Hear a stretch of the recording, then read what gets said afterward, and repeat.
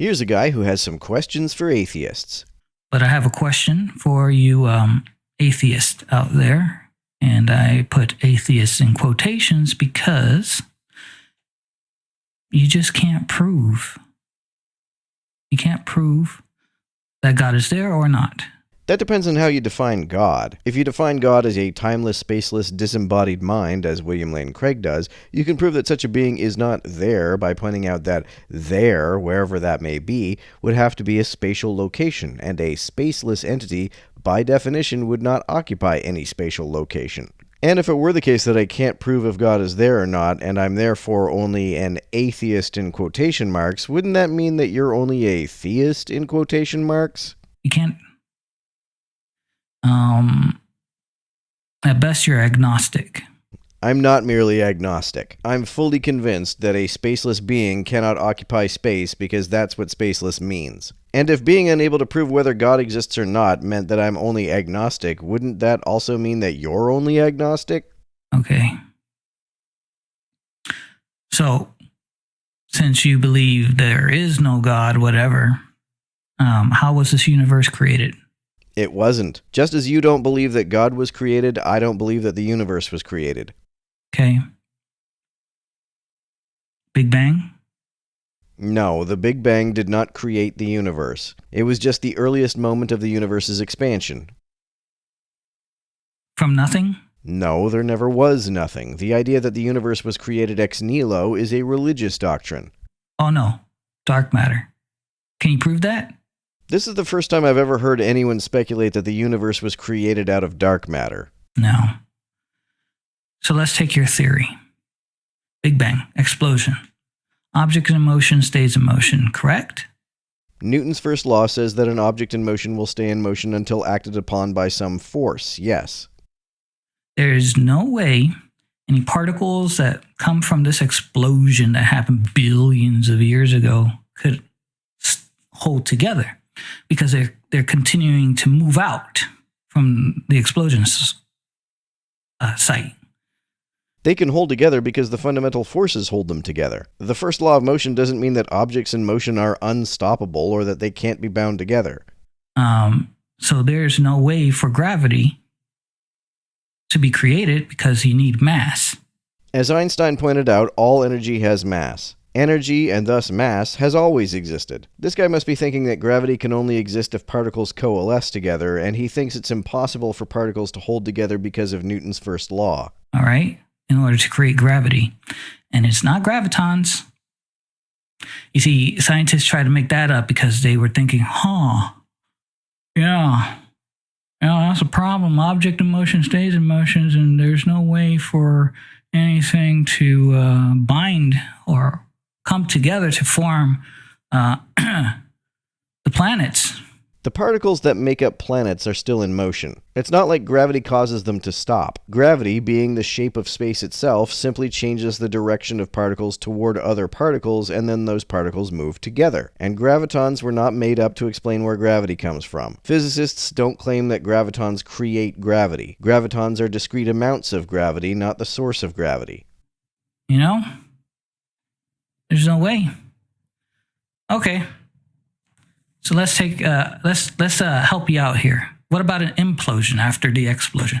Explosion happens, then an implosion. Okay. That might happen. There could be a big crunch, as some physicists call it. My understanding is that it depends on whether the universe is expanding fast enough to prevent it or not.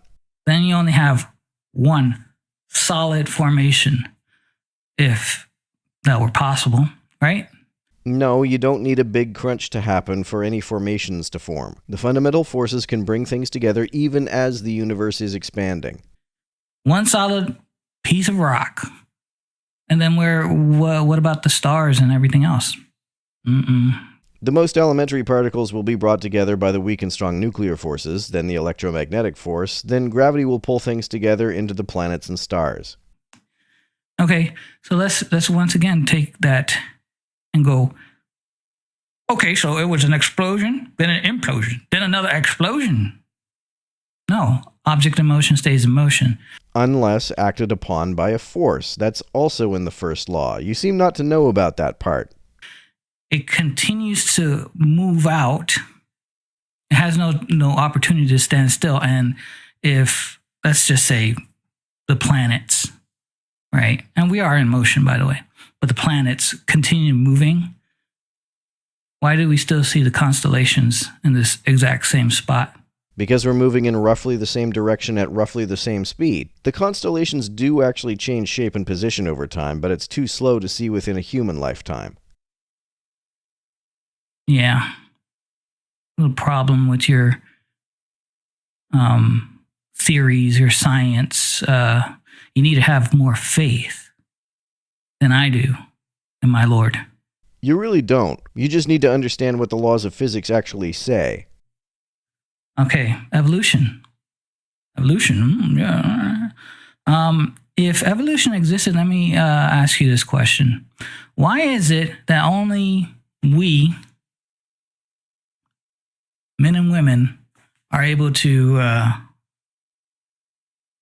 are the only ones on this planet with the capability of reasoning and the way we interact with each other and how we are versus animals, right? For the same reason that any species has whatever feature sets it apart from other species. They haven't had the same sequence of mutations that have been filtered by natural selection in the same way. Why are we the only ones? Why didn't other species of animals evolve into bipedal or, Well, most birds are bipedal. That's not a particularly unique feature. sentient beings? Well, we have about as much reason to believe that most, if not all, vertebrates are to some degree sentient as we have to believe that other humans are. Huh? Why don't we have cat people or bird people or lizard people? For the same reason that we don't have cat birds or lizard cats or lizard birds. Different environments and ecological niches cause organisms to diversify because diverse gene pools are the best equipped to adapt to those environments and ecological niches. You seem to expect that evolution would make everything into humans. Personhood is not always the most advantageous attribute for every organism. Oh, I'm sure you guys believe there are lizard people, I'm sure. What makes you so sure about that? It's been my experience that the folks who believe in lizard people tend to be theists, not atheists. Or bird people, or I think I already said that, fish people, etc. This goes on. Why don't we have all that, huh?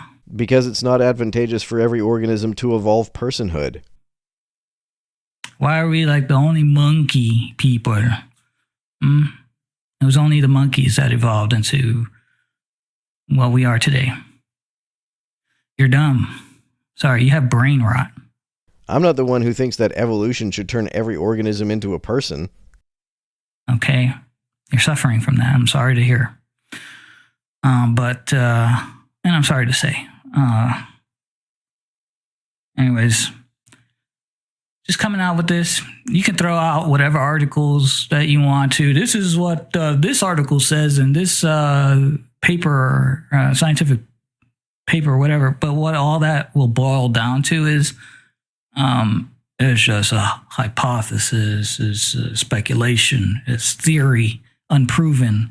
Well, technically the first law of motion hasn't been proven either, but you seem convinced that that's true. Some of the theories that you dismiss are as thoroughly corroborated by evidence as Newton's laws are, so why the double standard? You can't prove why we are here. We can show an overwhelming preponderance of evidence of why we are here. Is it really so irrational to believe an explanation that's been so thoroughly corroborated? You only have your faith. Is believing in something because it's consistent with an overwhelming preponderance of evidence really faith? Hebrews 11:1 says that faith is assurance of what is not seen. It is belief without evidence. I believe in evolution because of what is seen, because of the evidence. That's not faith. That lazy way out. But I have the word. Do you think reading the Bible requires more work and effort than 200 years of biological research? Me and other believers have the word, and we know we have a creator.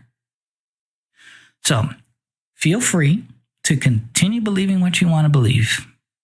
I don't believe what I want to believe. I believe what convinces me.